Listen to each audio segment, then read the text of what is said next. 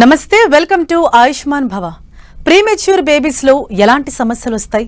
నెలలు నిండకుండా పుట్టిన పిల్లలకు ఎలాంటి ఆహారం ఇవ్వాలి? ప్రీమెచ్యూర్ బేబీస్ ను ఎలా సంరక్షించాలి? సాధారణ పిల్లల కంటే వీరు ప్రత్యేకంగా ఎలా ఉంటారు? ప్రీమెచ్యూర్ బేబీస్ కు వచ్చే సమస్యలపై చికిత్సా వివరాలు తెలియచేయడానికి మనతో పాటు ఉన్నారు Medicover women and child hospitals pediatrician, neonatologist doctor Ravinder Reddy గారు. మరి సార్ని అడిగి మరిన్ని డీటెయిల్స్ మనం తెలుసుకుందాం. నమస్తే సార్. నమస్తే అండి. అయితే మనం చూస్తున్నామంటే ఈ మధ్య కాలంలో చాలా మంది అంటే అమ్మ గర్భంలో ఉన్నప్పుడు ఇంకా శిశువు కంప్లీట్ గా ఎదగకుండానే ముందుగానే బయటకు వచ్చేస్తున్న సందర్భాలు చాలా చూస్తుంటాం. ఇలా రావటం వల్ల అసలు ఎంత పెద్ద ప్రమాదం పొంచి ఉంటుందని చాలా మందికి తెలియదు. సో అసలు ఈ ప్రీమెచ్యూర్ బేబీస్ గురించి మీరు ఏం చెప్తారు సార్? ఓకే, అందరికీ నమస్కారం అండి. 10 టీవీ యాజమాన్యానికి, మీకు ప్రేక్షకులందరికీ నమస్కారం. ఇది చాలా ఇంపార్టెంట్ టాపిక్ అండి, ప్రీమెచ్యూరిటీ. ఎందుకు అంటే మన గ్లోబల్ యావరేజ్ తీసుకుంటే 10% of all deliveries preterm deliveries గ్లోబల్లో, ప్రపంచంలో చూసుకుంటే మన ఇండియాలో ఈ 10% పోయి 25% డెలివరీస్ అన్ని తీసుకుంటే 25% deliveries are preterm deliveries. So మన దగ్గర ఇండియాలో చాలా ఎక్కువ శాతం ప్రీటర్మ్ బర్త్స్ అవుతాయి. ప్రీటర్మ్ బర్త్స్ అంటే ఏంటి? నార్మల్గా ఫుల్ ప్రెగ్నెన్సీ అంటే 40 వీక్స్, ప్రీటర్మ్ బర్త్స్ అంటే less than 37 weeks pregnancy, gestation 37 weeks కన్నా ముందు పుట్టిన వాళ్ళు ప్రీటర్మ్ బేబీస్ అంటారు. చాలా మంది ప్రీటర్మ్ బేబీస్కి ఏం ప్రాబ్లం ఉండదు, పేరెంట్స్ టెన్షన్ పడతారు. బట్ చాలా మంది ప్రీటర్మ్ బేబీస్కి ఏం ప్రాబ్లం ఉండదు. వాళ్ళు 23 వీక్స్ 24 వీక్స్, ఇప్పుడు నేను Medicover hospital, women and child హాస్పిటల్లో పనిచేస్తున్నాం. అది మేము 23 వీక్స్ నుంచి చూసుకునే కెపాసిటీ మాకుంది. 23, 24, 25 అక్కడ రిస్క్ ఎక్కువ ఉంటుంది. మోర్ దెన్ 28 వీక్స్ పుట్టిన వాళ్ళకి చాలా మంది బేబీస్ సక్సెస్ఫుల్గా ఇంటికి వెళ్తారు. సో ప్రీమెచ్యూరిటీ అనగానే లైఫ్ డేంజర్, లైఫ్ రిస్క్ అన్నట్టు ఏముండదండి. 28 వీక్స్ కన్నా పైన పుట్టిన వాళ్ళకి చాలా మంది సక్సెస్ఫుల్గా ఇంటికి వెళ్తారు. 32, 33, 34 వీక్స్ జనరల్గా వాళ్ళకి రిస్క్స్ ఏముండదు, అందరూ సక్సెస్ఫుల్గా ఇంటికి వెళ్తారు. So prematurity less than 28 weeks కొంచెం రిస్క్ ఉంటుంది. 10% ఆఫ్ ద బేబీస్ మనం ఏం చేసినా త్రూ అవుట్ ద వరల్డ్ కాపాడలేం. 23, 24, 25 వీక్స్ అయితే ఇంకొంచెం రిస్క్ ఎక్కువ ఉంటుంది. బట్ ఓవరాల్గా ప్రీమెచ్యూర్ బేబీస్ అనగానే లైఫ్కు రిస్క్ ఉంటుంది, లైఫ్ డేంజర్ ఉంటుందని మనం చెప్పలేము, అది అలా అనుకోలేము కూడా. Yes sir. అంటే ఇప్పుడు మీరు ఇందాక అన్నట్టు ఇండియాలో అసలు ఈ కౌంట్ పెరగటానికి రీజన్ ఏంటి సార్? అంటే డే బై డే ఎందుకని ఇంక్రీజ్ అవుతుంది? అంటే మన లైఫ్ స్టైల్ చేంజెస్ కారణం అంటారా? ఇండియాలో ఇది చాలా ఇంపార్టెంట్ ప్రశ్న ఇది. మళ్ళీ చెప్తాను, గ్లోబల్ యావరేజ్ 10% ప్రీటర్మ్ బర్త్స్ ఉంటాయి, మన ఇండియాలో 25% ప్రీటర్మ్ బర్త్స్ ఉంటాయి. దీనికి వేరియస్ రీజన్స్ ఉన్నాయి మన దగ్గర. The common reasons maternal mother ఆహారం, మదర్కు బ్యాలెన్స్ డైట్ మంచిగా ఉండాలి. సో మన రూరల్ ఏరియాస్లోకి పోతే మెటర్నల్ డైట్, మెటర్నల్ మ్యాల్న్యూట్రిషన్ ఎక్కువ ఉంటుంది. మెటర్నల్ అనీమియా అంటే హీమోగ్లోబిన్, తల్లికి హీమోగ్లోబిన్ రక్తం తక్కువ ఉండడం. హీమోగ్లోబిన్ టాపిక్ కొంచెం ముందుకెళ్తే మనము స్కూల్ గర్ల్స్లో, స్కూల్ ఏజ్ టీనేజ్ గర్ల్స్, మన ఇండియాలో పాపులేషన్ చూసుకుంటే around 23% of our Indian population ఈ టీనేజ్ గ్రూప్లోకి వస్తారు. 50% గర్ల్స్ అన్నట్టే కదా ఈ 23%లో. సో ఈ 23% టీనేజ్ పాపులేషన్లో 50% గర్ల్స్ ఉంటే WHO రికార్డ్స్ ప్రకారం మన దగ్గర 40% of this teenage girls have low haemoglobin. So అది వాళ్ళు అలా క్యారీ ఆన్ అయిపోతారు. సో మెటర్నల్ న్యూట్రిషన్ కరెక్ట్ ఉండాలి, మెటర్నల్ హీమోగ్లోబిన్ కరెక్ట్ ఉండాలి తల్లిది. దెన్ మల్టిపుల్ బర్త్స్, ఇప్పుడు ట్విన్స్ కానీ ట్రిప్లెట్స్ కానీ ఉంటే ప్రీమెచ్యూరిటీ వచ్చే ఛాన్స్ ఉంటుంది. మెటర్నల్ ఇన్ఫెక్షన్స్, తల్లికి ఇన్ఫెక్షన్ సోకితే ప్రీమెచ్యూర్ బర్త్ అయ్యే ఛాన్స్ ఉంటుంది. తర్వాత తల్లికి ఏదైనా long standing disorders like long standing diabetes or lung problems, kidney problems or pregnancy related blood pressure, pregnancy related diabetes ఉంటే ప్రీమెచ్యూర్ డెలివరీస్ అయ్యే ఛాన్స్ ఉంటుంది. తర్వాత ఈ తల్లికి ఏదైనా గర్భసంచికి సంబంధించింది పుట్టుకతో ఏదైనా ప్రాబ్లం ఉంటే ప్రీటర్మ్ డెలివరీస్ అయ్యే ఛాన్స్ ఉంటుంది. దెన్ మన ఇండియాలో మీరు అడిగిన దానికి అనదర్ మెయిన్ రీజన్ మన ఇండియాలో యంగ్ గర్ల్స్కి మ్యారేజ్ కావడం, యంగ్ ఏజ్లో ప్రెగ్నెన్సీ కావడం, or elderly more than 35 years తర్వాత ప్రెగ్నెన్సీ కావడం. So young age, late age pregnancy అయితే ప్రీమెచ్యూరిటీ అయ్యే ఛాన్స్ ఎక్కువ ఉంటుంది. And space between the pregnancies, 18 months less than 2 years ఉంటే ప్రీమెచ్యూర్ బేబీస్ ఒక బేబీకి ఒక కాన్పుకి ఇంకో కాన్పుకి 18 months 2 years లోపు ఉంటే గ్యాప్ ప్రీమెచ్యూరిటీ అయ్యే ఛాన్స్ ఎక్కువ ఉంటుంది. సో ఇవండి maternal nutrition, maternal haemoglobin, young age, less gap between the pregnancies, these are the main reasons. And antenatal checkups అంటే తల్లి కడుపులో ఉన్న బేబీ కడుపులో ఉన్నప్పుడు తల్లి డాక్టర్ దగ్గరికి పోవడము, రెగ్యులర్ విజిట్స్ పోవడము, సర్టెన్ నెంబర్ ఆఫ్ విజిట్స్ పోవాలి ఆ 9 monthsలో. మన ఇండియాలో రూరల్ పాపులేషన్ తీసుకుంటే మెడికల్ యాక్సెస్కు దూరంగా ఉంటారు. సో రెగ్యులర్ యాంటీనేటల్ చెకప్స్ ఉండవు, రెగ్యులర్గా వాళ్ళు మెడికేషన్స్ తీసుకోరు. సో ఇవన్నీ కామన్ రీజన్స్ ఇన్ ఇండియా మనకు 25% ప్రీటర్మ్ బర్త్స్ కావటానికి. సార్ అంటే ఇప్పుడు కొంతమంది 7 నెలలకే బేబీ బయటకు వచ్చేస్తుంది అంటే ఇలా రావటం వల్ల రిస్క్ ఫ్యాక్టర్స్ ఎలా ఉంటుంది సార్? అంటే అప్పటికే ఉంటుందా లేకపోతే లైఫ్ లాంగ్ ఏదైనా హెల్త్ ఇష్యూస్ వచ్చే అవకాశం ఉందా? ఓకే, 7 నెలలు అంటే ఫర్ ఎగ్జాంపుల్ 28 weeks అనుకుందాం బేబీస్. 28 weeks ఆర్ ఎబోవ్ పుట్టిన వాళ్ళకి జనరల్గా రిస్క్ ఫ్యాక్టర్స్ ఏముండవు. 28 weeks కన్నా తక్కువ పుట్టిన వాళ్ళకి 7 నెలలు అంటే 28 weeks 10% రిస్క్ ఉంటుంది వాళ్ళకి. పుట్టిన బేబీస్ పుట్టినప్పుడు మేము బ్రీతింగ్ అసెస్ చేస్తాం, అవసరం పడితే వెంటిలేటర్ మీద పెడతాం. వెంటిలేటర్ మీద పెట్టే పరిస్థితి వస్తే లంగ్లో ఒక మెడిసిన్ డైరెక్ట్ ఇస్తాం. అది ఏం చేస్తుంది, లంగ్ ఫంక్షన్ ఇంప్రూవ్ చేస్తుంది. దెన్ వెంటిలేటర్ మీద నిజంగా అవసరం ఉంటేనే పెడతాం, లేకపోతే ఇప్పుడు వేరే లేటెస్ట్ ఇన్ఫ్రాస్ట్రక్చర్ చాలా డెవలప్ అయింది, సైన్స్ కానీ ఎన్ఐసి ఇన్ఫ్రాస్ట్రక్చర్ కానీ ఎన్ఐవి సపోర్ట్ అని పెడతాం. బేబీ తనంతట తను బ్రీతింగ్ తీసుకుంటుంది, బట్ మనం బయట నుంచి బ్రీతింగ్ ఎక్విప్మెంట్ పెట్టి బ్రీతింగ్ తీసుకోవటానికి హెల్ప్ చేస్తాం. ఆర్ CPAP అలా పెట్టి బేబీస్ని ఎన్ఐసికి తీసుకెళ్తాం. 7 monthsలో పుడితే లైఫ్కు రిస్క్ ఉండదండి. చాలా మంది బేబీస్ సక్సెస్ఫుల్ ఇంటికి పోతారు. వాళ్ళకి ఏమేమి ప్రాబ్లమ్స్ ఉంటాయి, mainly lung problem because of prematurity and feeding issues ఉంటాయి, అవి మేము ఎన్ఐసిలో చూసుకుంటాం. దెన్ న్యూట్రిషన్, స్పెషల్ న్యూట్రిషన్ ఇస్తాం వాళ్ళకి ఎన్ఐసిలో. యాంటీబయాటిక్స్ అవసరం పడితే యాంటీబయాటిక్స్ పెడతాం.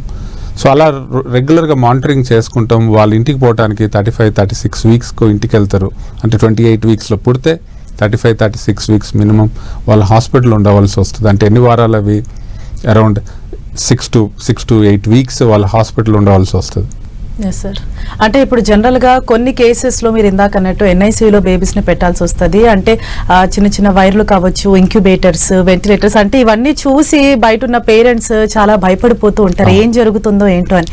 అంటే అసలు ఈ పరికరాలు బిడ్డ ప్రాణాలు కాపాడటంలో ఏ విధంగా ఉపయోగపడతాయి? కరెక్ట్ అండి, చాలా ఇంపార్టెంట్ క్వశ్చన్. పేరెంట్స్ లోపలికి వచ్చినప్పుడు వాళ్ళకి టెన్షన్ ఉంటుంది, అన్ని నాయిసెస్, అన్ని వైర్స్ చుట్టూ కనపడుతూ ఉంటాయి, చాలా నాయిసెస్, బ్లీప్స్, అలార్మ్స్ వస్తూ ఉంటాయి ఎన్ఐసిలో. Correct, you're right. సో అందరు ప్రీటర్మ్ బేబీస్కి అడ్మిషన్ అవసరం పడదు. లెస్ దెన్ 34 weeks పుట్టిన వాళ్ళకి, 34 వారాల కన్నా తక్కువ పుట్టిన వాళ్ళకి అడ్మిషన్ అవసరం పడుతుంది. ఆర్ బర్త్ వెయిట్ తక్కువ ఉంటే 1.8 kilos కన్నా తక్కువ ఉంటే వాళ్ళకి అడ్మిషన్ మేము బేబీస్ని లోపలికి తీసుకొని వస్తాం. ఇప్పుడు వైర్స్ వాళ్ళకు చుట్టూ ఉండడం, ఇప్పుడు ఈసీజీ లీడ్స్ పెడతాం చెస్ట్కి, అది మనకు హార్ట్ రేట్ మానిటర్ చేసుకోవటానికి. అది చాలా ముఖ్యం. మనకు హార్ట్ రేటు అబ్నార్మల్గా పెరుగుతుందా లేకపోతే అబ్నార్మల్గా స్లో ఉందా, మనకు అలార్మ్స్ వస్తాయి. దెన్ నర్సెస్ అలర్ట్ అవుతారు, దెన్ డాక్టర్స్కి ఇన్ఫార్మ్ చేస్తారు. అలా అని చేతికు, కాలుకో, హ్యాండ్కో పల్స్ ఆక్సిమీటర్ పెడతాము. ఆక్సిజన్ లెవెల్స్ మనకు తెలవాలి, బికాజ్ బేబీ బ్రీతింగ్ సపోర్ట్ మీద ఉంటే ఆక్సిజన్ లెవెల్స్ తెలవాలి. ఆక్సిజన్ లెవెల్స్ బట్టి మనము వెంటిలేటర్ ద్వారా ఇచ్చే ఆక్సిజన్ అడ్జస్ట్ చేయాలి, అది లేకపోతే ఇంపాసిబుల్. దెన్ ముక్కులో ట్యూబ్ ఉంటుంది ఫీడింగ్ ఇవ్వటానికి, కానీ ఫీడింగ్ ఎర్లీ బేబీస్, స్మాల్ బేబీస్కి మనం డైరెక్ట్ నోటి ద్వారా మిల్క్ ఇవ్వలేము, సో ట్యూబ్ ద్వారానే వాళ్ళకి మిల్క్ ఇవ్వాల్సి వస్తుంది. దెన్ ఐవీ క్యానులా చేతి కన్నా కాలు కన్నా ఆరు బొడ్డులో లైన్స్ పెడతాం స్మాల్ బేబీస్కి, ప్రీటర్మ్ బేబీస్కి. సో అది ఆ లైన్స్ చాలా ఇంపార్టెంట్ మెడికేషన్స్ ఇవ్వటానికి, ఐవీ ఫ్లూయిడ్స్ ఇవ్వటానికి, అండ్ టీపీఎన్ స్పెషల్ న్యూట్రిషన్ ఇవ్వటానికి. ఈ లైన్స్ అన్నీ చాలా ఇంపార్టెంట్ అండి. ఇవి these little wires very important in NICU. అవి లేనిది మనం ఎన్ఐసియులో బేబీస్ని మానిటర్ చేయలేము. పేరెంట్స్కు మేము ముందే ప్రీటర్మ్ బేబీస్ పుట్టినప్పుడు వాళ్ళతో మాట్లాడినప్పుడు, పేరెంట్స్ ఫస్ట్ టైం ఎన్ఐసిలోకి పోయేటప్పుడు మేము జనరల్గా వాళ్ళకి ఇవన్నీ చెప్తాం, టెన్షన్ పడద్దు, వీఆర్ దేర్ విత్ దెమ్ అని. బేబీస్కి లోపల వైర్స్ ఉండొచ్చు, ఇలా ట్యూబ్స్ ఉండొచ్చు, డోంట్ వరీ అని వాళ్ళకు రీఅష్యూర్, ధైర్యం చెప్పి లోపలికి తీసుకెళ్తాం. సార్ అంటే ఇప్పుడు అంటే మదర్ గర్భంలో ఉన్నప్పుడే అంటే ఈ 7 నెలలకి ఏదైతే బిడ్డ బయటకు వస్తుందో అంటే ఈ కాంప్లికేషన్ ముందే తెలుసుకునే ఛాన్స్ ఉంటుంది అంటారు సార్. అంటే ఏమన్నా కాంప్లికేషన్స్ రావటం ఏదైనా లక్షణాలు అలా కనిపిస్తే చాలా మంది నిర్లక్ష్యం చేస్తూ ఉంటారు. అంటే ఇట్లాంటివి ఏమైనా సైన్స్ ఉంటాయంటారా? ఎస్, కొంత మనకు ప్రీటర్మ్ డెలివరీ వచ్చేది ఉంటే ప్రెగ్నెంట్ లేడీకి కొంచెం మనకు వార్నింగ్ సైన్స్ ఉంటాయండి. ఏమేమి వార్నింగ్ సైన్స్ అంటే కడుపు నొప్పి, లేబర్ పెయిన్స్ రావచ్చు మదర్కి, లో బ్యాక్ పెయిన్, వెనకాల బ్యాక్ పెయిన్ సివియర్గా రావచ్చు, ఆర్ బేబీ పుషింగ్ డౌన్ అని వాళ్ళ ఫీలింగ్ రావచ్చు తల్లులకి, ఆర్ బ్లీడింగ్, ఆర్ ఉమ్మునీరు పగిలి ఆమ్నియోటిక్ మెంబ్రెయిన్ పగిలి ఉమ్మునీరు బయటకు రావడం. సో ఇవన్నీ ఎర్లీ వార్నింగ్ సైన్స్ వాళ్ళకి. సో ప్రీటర్మ్ ఎస్పెషలీ ఇలా ఏది తల్లికి వచ్చినా ఈ సిమ్టమ్స్ సైన్స్ ఏ ఉన్నా వాళ్ళ ఆబ్స్టెటిషియన్కు ఫోన్ చేయడమో, కాంటాక్ట్ చేయడమో, లేకపోతే అసెస్మెంట్ కొరకు హాస్పిటల్ పోవడమో చాలా మంచిది. Yes sir. అండ్ అలాగే కొన్నిసార్లు తల్లి చేసే చిన్న చిన్న పొరపాట్లు కూడా అంటే ఈ విధంగా ప్రీమెచ్యూర్ బేబీస్ డెలివరీకి కారణమవుతాయని చెప్పేసి అంటూ ఉంటారు. అంటే ఎలాంటి లక్షణాలకు పర్టికులర్గా ప్రెగ్నెంట్గా ఉన్నప్పుడు దూరంగా ఉండాలి? దూరంగా ఉండడం ఎస్, ఎలాంటి లక్షణాలు అంటే ఫర్ ఎగ్జాంపుల్ ఎక్కువ ట్రావెల్ చేయకపోవడము, ఎక్కువ విగరస్ ఎక్సర్సైజ్ చేయకపోవడము, సేఫ్ ప్రెగ్నెన్సీలో సేఫ్ ఎక్సర్సైజ్, సేఫ్ యాక్టివిటీస్ ఉంటాయి. Sometimes drinking alcohol, smoking and drug usage ఇవి చేయకూడదు. మెడికల్ అడ్వైజ్ని ఇగ్నోర్ చేయొద్దు. మెడికల్ డాక్టర్స్ ఏ మెడికేషన్స్ చెప్తే అవి రెగ్యులర్గా తీసుకోవాలి. Diet, balance diet, nutrition ignore చేయొద్దు. దెన్ వాళ్ళకి హీమోగ్లోబిన్ లెవెల్ తక్కువ ఉంటే మెడికేషన్స్ డాక్టర్ చెప్పినట్టు వాడాలి. రెగ్యులర్గా యాంటీనేటల్ విజిట్స్ డాక్టర్ చెప్పినప్పుడు పోవాలి. స్కాన్స్ ఎప్పుడు చెప్తే అప్పుడు చేయించుకోవాలి.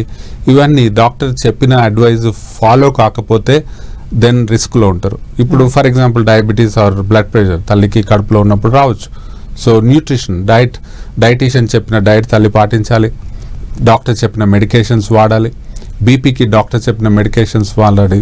బీపీ అన్కంట్రోలబుల్ ఉంటే ప్రీమెచ్యూర్ డెలివరీ అయ్యే ఛాన్స్ ఉంటుంది. ఆర్ షుగర్, డయాబెటీస్ అన్కంట్రోల్డ్గా ఉంటే బ్లడ్ బేబీస్ ముందుకు వచ్చే ఆస్కారం ఉంటుంది. సో ఏవి ఇగ్నోర్ చేయదండి. Doctors advice, antenatal visits, diet ignore చేయొద్దు. అండ్ ఆల్కహాల్, స్మోకింగ్, వెస్ట్రన్ వరల్డ్లో డ్రగ్ యూసేజ్ చాలా కామన్. ఇవన్నిటికి దూరం ఉండాలి మనం. Yes sir. అండ్ అలాగే ఎస్పెషల్లీ ఎటువంటి కేర్ తీసుకోవాలంటారంటే ఈ త్రూ అవుట్ ప్రెగ్నెన్సీ కూడా అసలు ఎలాంటి ప్రికాషన్స్, ఎలాంటి కేర్ తీసుకోవాలి ఒక మదర్? అగైన్ కేర్ అంటే అగైన్ మళ్ళీ మొదటి బ్యాలెన్స్డ్ అడిక్వేట్ న్యూట్రిషన్. అది దానికన్నా ముఖ్యంగా లేదండి. Adequate nutrition, adequate rest, good sleep, 7 to 9 hours of sleep. అలా అని ఇంట్లోనే కూర్చొని వర్క్ చేసుకోవచ్చు.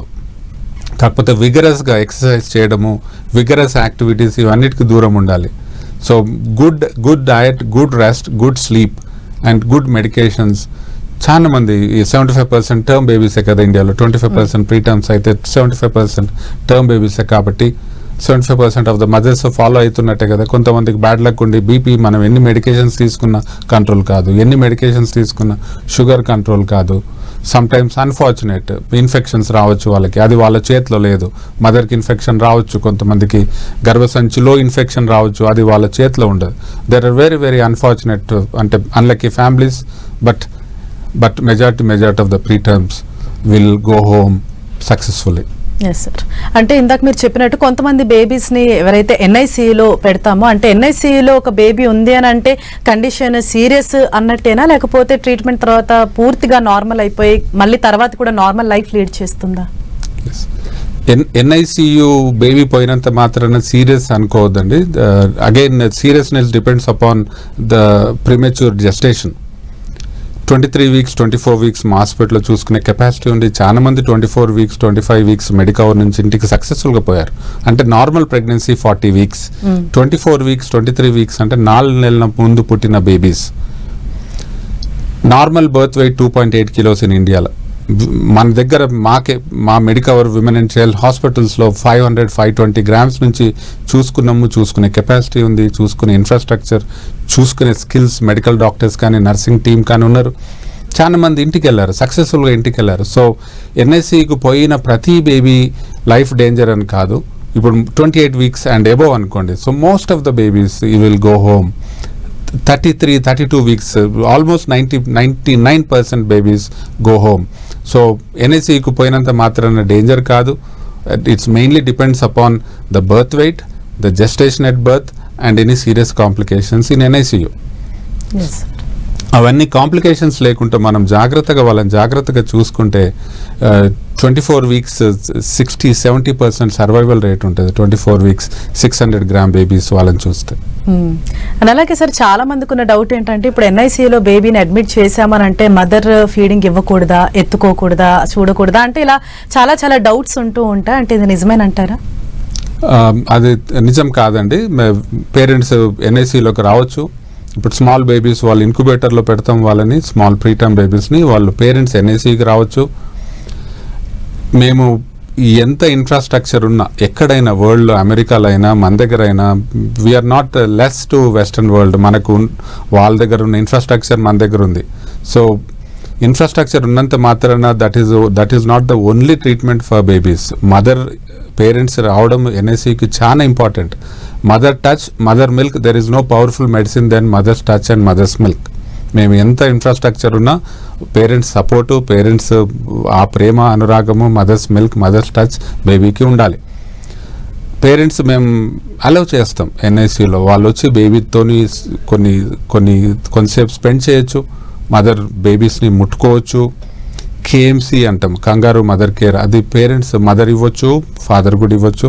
మదర్ ఇస్తే మదర్కు హెల్ప్ అవుతుంది, మిల్క్ ప్రొడక్షన్ ఎక్కువ అవుతుంది, అది బేబీకి మంచిది, బాండింగ్ పెరుగుతుంది కేఎంసీతోని. ఎన్ఐసిలో వాళ్ళు వచ్చి బేబీస్ని నర్సెస్ ఎలా చూసుకుంటున్నారు, నాపీ ఎలా చేంజ్ చేస్తున్నారు, ఫీడింగ్ ఎలా ఇస్తున్నారు, అవన్నీ ముందే వాళ్ళు చూసుకుంటే ఇంటికి పోయిన తర్వాత ఈజీగా అవుతుంది. ఎన్ఐసిలో ఉన్నంతసేపు నర్సెస్ ఎక్కువ మట్టుకు నర్సెసే బేబీస్ని చూసుకుంటారు, పేరెంట్స్ వచ్చి హెల్ప్ చేయొచ్చు. బట్ ఎన్ఐసి నుంచి వాళ్ళు ఇంటికి పోయే ముందు మేము రూమ్లకు షిఫ్ట్ చేస్తాం. సో దట్ పేరెంట్స్కి బేబీస్తో అలవాటు కావాలి. పేరెంట్స్ వాళ్ళు నేర్చుకోవాలి, బేబీస్ని ఫీడింగ్ ఎలా ఇస్తారు నేర్చుకోవాలి, బేబీస్కు నాపీ చేంజింగ్ ఎలా ఉంటుంది, బేబీస్కు బాతింగ్ ఎలా ఉంటుంది, అవన్నీ వాళ్ళు నేర్చుకొని ఇంటికి వెళ్తారు. అలా అని ఎన్ఐసి నుంచి డైరెక్ట్ బేబీస్ని ఇంటికి పంపితే పేరెంట్స్కి చాలా భయం అవుతుంది, బేబీస్ కూడా రిస్క్ అది. సో మా హాస్పిటల్లో కానీ ఎక్కడైనా వరల్డ్లో స్టాండర్డ్ హాస్పిటల్స్ బేబీ ఇంటికి పోయే ముందు పేరెంట్స్కు రూమ్కు షిఫ్ట్ చేసి, బేబీని రూమ్కి షిఫ్ట్ చేసి పేరెంట్స్తోని ఉంచి, అంత పేరెంట్స్ కంఫర్టబుల్, కాన్ఫిడెంట్, మేము కూడా పేరెంట్స్ మీద కాన్ఫిడెన్స్ వచ్చినప్పుడే బేబీస్ని డిశ్చార్జ్ చేస్తాం. అండ్ సార్, ఇప్పుడు ఇలా ప్రీమెచ్యూర్ బేబీస్ని ఇప్పుడు ఇంటికి తీసుకెళ్లిన తర్వాత అంటే ఎలాంటి జాగ్రత్తలు తీసుకోవాలి, ఎట్లాంటి మిస్టేక్స్ చేయకూడదు? ఎస్, ఇది మన ఇండియన్ సినారియోకి చాలా ఇంపార్టెంట్ క్వశ్చన్ అండి. బికాజ్ మన ఇంటికి పోగానే రిలేటివ్స్ అందరు చాలా మంది వస్తూ ఉంటారు బేబీస్ని చూడటానికి. సో అది మనం చాలా జాగ్రత్తలు తీసుకోవాలి. వాళ్ళ హాస్పిటల్ ఉన్నప్పుడే పేరెంట్స్కు చాలా ఎడ్యుకేట్ చేస్తాం. టెంపరేచర్ ఫస్ట్ టెంపరేచర్ 25-26 డిగ్రీస్ ఇంట్లో టెంపరేచర్ మెయింటైన్ చేయాలి. రూమ్ థర్మామీటర్ మేము ఎంకరేజ్ చేస్తాం. చిన్న స్మాల్ 200 రూపీస్కి రూమ్ థర్మామీటర్ ఉంటుంది, అది వాళ్ళు తీసుకోమని చెప్తాం. సో అది రూమ్లో పెట్టుకోవాలి. బేబీ ఎక్కడైతే బేబీ ఎక్కువ స్పెండ్ చేస్తారో ఆ రూమ్లో టెంపరేచర్ థర్మామీటర్ పెట్టుకోవాలి. 25-20 డిగ్రీస్, 25-26 డిగ్రీస్, అది చాలా ఇంపార్టెంట్. బేబీస్ హై టెంపరేచర్ అయినా ప్రాబ్లమే, లో టెంపరేచర్ అయినా ప్రాబ్లమే. దెన్ రెగ్యులర్గా వాళ్ళకి ఫీడింగ్ ఇవ్వడం, రెగ్యులర్గా హాస్పిటల్స్కి మేము రమ్మన్నప్పుడు ఫాలోఅప్స్కి రావడం, రెగ్యులర్గా మెడికేషన్స్ ఇవ్వడం బేబీస్కి. అండ్ ఎవరికైనా ఇంట్లో కాఫ్ కోల్డ్ వచ్చిన వాళ్ళు ఉంటే వాళ్ళు దూరంగా ఉండడం, క్రౌడెడ్ ప్లేసెస్కి పోకపోవడం, బేబీస్ని మనం టచ్ చేసినప్పుడు హ్యాండ్ శానిటైజ్ ప్రాపర్గా చేసుకోవాలి. బయట నుంచి ఎవరైనా పేరెంట్స్, ఫాదర్ బయట నుంచి వచ్చినప్పుడు ప్రాపర్గా హ్యాండ్ వాష్ చేసుకోవాలి విత్ సోప్ అండ్ వాటర్. ఇంట్లో ఉన్న వాళ్ళు హ్యాండ్ శానిటైజేషన్. సో ఇవి మెయిన్ ఇంపార్టెంట్ అండి. హ్యాండ్ హైజీన్ కానీ, హ్యాండ్ శానిటైజేషన్ కానీ, కాఫ్ కోల్డ్ ఉన్న వాళ్ళు దూరం పోవడం, దగ్గరికి రాకపోవడం, బేబీస్ రూమ్ టెంపరేచర్ మెయింటైన్ చేయడం, regular medications, regular feeding. Yes sir. And అలాగే చాలా మందికి ఉన్న ఇంకొక డౌట్ ఏంటంటే, ఇప్పుడు ప్రీమెచ్యూర్ బేబీస్కి అలాగే ఫుల్ టర్మ్ బేబీస్కి మధ్య, అంటే ప్రీమెచ్యూర్ బేబీస్లో వాళ్ళ తెలివి కొంచెం తక్కువగా ఉంటుంది, ఎదుగుదల కావచ్చు, ఇతర యాక్టివిటీస్ విషయాల్లో కావచ్చు, వీళ్ళకంటే కొంచెం స్లో ఉంటారు అనేసి ఒక అపోహ కూడా ఉంటుంది. ఇది నిజమేనంటారా?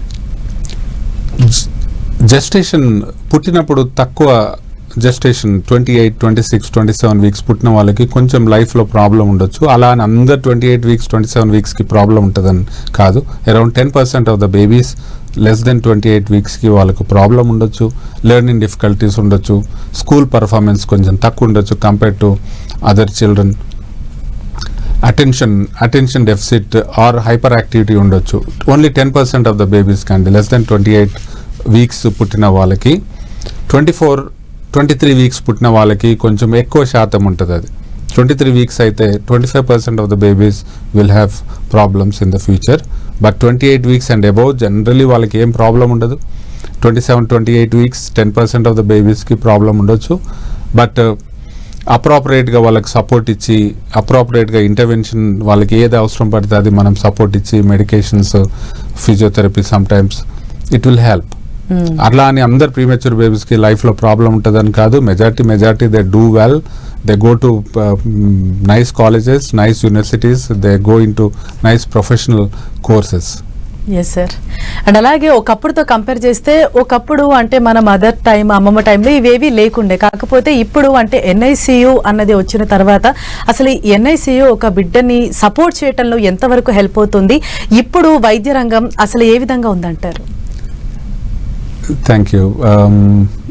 మీరు కరెక్ట్ అండి. ఇప్పుడు 1970s చూసుకుంటే less than 1000, less than 800 grams, less than 1000 or 800 grams రేర్గా బతికే వాళ్ళు పిల్లలు. ఇప్పుడు 800 grams 90% సర్వైవల్ రేట్ ఉంది. అంటే 100 మంది 800 grams పుడితే 90 మంది సక్సెస్ఫుల్గా ఇంటికి వెళ్తారు. ఎందుకు అంటే చాలా వివిధ కారణాలు ఉన్నాయి. Starting from the pregnancy, antenatal care, pregnant లేడీస్కి యాంటీనేట్ డాక్టర్స్ వాళ్ళు మెడికల్ యాక్సెస్ ఉండడం, రెగ్యులర్గా యాంటీనేటల్ విజిట్స్, రెగ్యులర్ మెడికేషన్స్ చాలా మంది పేరెంట్స్ ఫాలో అవుతారు, రెగ్యులర్గా తీసుకోవడం. దెన్ ప్రీమేచ్యూర్ డెలివరీ ఎవరికన్నా అయ్యే ఆస్కారం ఉంటే గైనకాలజిస్ట్ ముందే అలర్ట్ అయ్యి వాళ్ళకి స్టీరాయిడ్స్ ఇస్తారు. తల్లులకు స్టీరాయిడ్ ఇస్తే బేబీస్కి లంగ్ మెచ్యూరిటీకి హెల్ప్ అవుతుంది, బ్రెయిన్లో బ్లీడింగ్ రిస్క్ తగ్గుతుంది. 2 కోర్సెస్ ఇస్తారు వాళ్ళకి. ప్రీమెచ్యూరిటీ డెలివరీ అవుతుంది అని వార్నింగ్ వస్తే వాళ్ళకి 2 కోర్సెస్ ఆఫ్ స్టీరాయిడ్స్ ఇస్తారు. సో అది ఇచ్చినప్పుడు లంగ్ మెచ్యూరిటీ పెరిగి ఇన్ఫెక్షన్ బ్రెయిన్లో బ్లీడింగ్ తగ్గుతుంది అండ్ స్టమక్ ఇన్ఫెక్షన్ రిస్క్ తగ్గుతుంది. సో ఇదొకటి. ఇమ్మినెంట్గా ప్రీటర్మ్ డెలివరీ అయ్యే ఆస్కారం ఉంది అని ఆబ్స్టెటిషియన్స్ అనుకుంటే మెగ్నీషియం సల్ఫేట్ అని మదర్కి ఇస్తారు. అది helps in babies brain protection. So అది ఇంతకుముందు లేకుండే. ఈ రీసెంట్ పాస్ట్లో we started giving that mag sulph to the mothers. So అది బ్లడ్ ప్రెషర్ కంట్రోల్ కానీ, డయాబెటీస్ కంట్రోల్ కానీ మంచిగా అవుతుంది ప్రెగ్నెంట్ లేడీస్కి because of good doctors and parents కూడా. ఇప్పుడు 1-2 బేబీస్కి పరిమితం అయిపోయింది కాబట్టి they are taking more care when they are pregnant. And పుట్టిన తర్వాత బేబీస్కి ఇమీడియట్గా పుట్టిన తర్వాత వాళ్ళకి బ్రీతింగ్ సపోర్ట్ అవసరం పడితే ఇమీడియట్గా లంగ్స్లో మేము మెడిసిన్ ఇచ్చేస్తాం. It helps in improving lung function. అది సర్ఫాక్టెంట్ అంటాం. అది పుట్టిన బేబీస్కి లంగ్స్ చాలా స్టిఫ్ ఉంటాయి, అది ఇస్తే లంగ్ ఫంక్షన్ ఇంప్రూవ్ అవుతుంది. సో అది ఇచ్చిన తర్వాత దెన్ వెంటిలేటర్, చాలా తక్కువ మందికి వెంటిలేటర్ పెడతాము. Majority of the babies breathe చేసుకున్న వాళ్ళకి NIV సపోర్ట్ అని ఈ మధ్య కాలంలో చాలా వాడుతున్నాం. NIV, non invasive ventilation. Then CPAP babies, NIV కానీ బేబీస్ CPAP కానీ బేబీస్ వాళ్ళంతటా వాళ్ళు బ్రీత్ చేసుకుంటూ ఉంటారు. ఇది బ్రీతింగ్ సపోర్ట్ బేబీస్ టైర్డ్ కాకుండా ఇస్తాం. That helps in lung maturity also. CPAP lung చిన్న సాక్స్ని ఓపెన్ పెడుతుంది. దెన్ బేబీస్ టైర్డ్ కాకుండా CPAP బ్రీతింగ్ ఇస్తారు. సో అది లేటెస్ట్ చాలా ఇన్ఫ్రాస్ట్రక్చర్, మనకు చాలా లేటెస్ట్ ఇన్ఫ్రాస్ట్రక్చర్ ఉంది మన ఇండియాలో, including our hospital in Medicover hospital. And advanced nutrition. Then incubators లో పెడితే babies are in the safe and protected environment, infections are less. First 3 days we should not disturb them a lot. అది కూడా చాలా మందికి తెలుసు. So it helps in babies long term outcome. 3 days వాళ్ళు first 3 days వాళ్ళ critical. 3 days మనం బాగా చూసుకుంటే then it carries very good outcomes. మా దగ్గర మెడికల్ మెన్షల్ హాస్పిటల్స్లో generally we don't disturb a lot in the first 3 days. Brain bleeding వచ్చేది ఉంటే 90% ఆఫ్ ద బేబీస్కి ఫస్ట్ 3 daysలో వస్తుంది.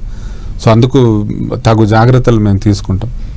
ఫస్ట్ 3 daysలో బ్లడ్ షుగర్ ప్రాబ్లమ్స్ ఉండే ఛాన్స్ ఎక్కువ ఉంటుంది బేబీస్కి. So blood sugar problems, so we monitor blood sugars at regular intervals.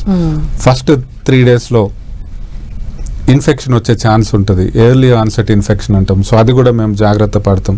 So ఇవన్నీ ప్రెగ్నెంట్ లేడీస్ని సరిగా చూసుకోవడం, అప్రాపరేట్ మెడికల్ కేర్, పుట్టిన తర్వాత మేము నేనేటాలజిస్ట్ అడ్వాన్స్డ్ కేర్ మంచిగా చూసుకోవడం, దెన్ మనకు సర్వైవల్ రేటు పెరిగింది. ఇంతకుముందు 800 గ్రామ్ బేబీస్ సర్వైవ్ కాని వాళ్ళు ఇప్పుడు 90% of the babies go home successfully. Right, thank you so much sir. So ఎన్ఐసీయూలో బేబీ ఉన్నంత మాత్రాన ఎవరు పేరెంట్స్ ఆందోళన చెందాల్సిన అవసరం లేదు అని చెప్పేసి చాలా క్లియర్గా ఈరోజు తెలియజేసినందుకు thank you so much. Thank you అండి, థ్యాంక్ యూ అందరికి. ఇది వాళ్ళ Ayushman Bhava. Keep watching 10 TV.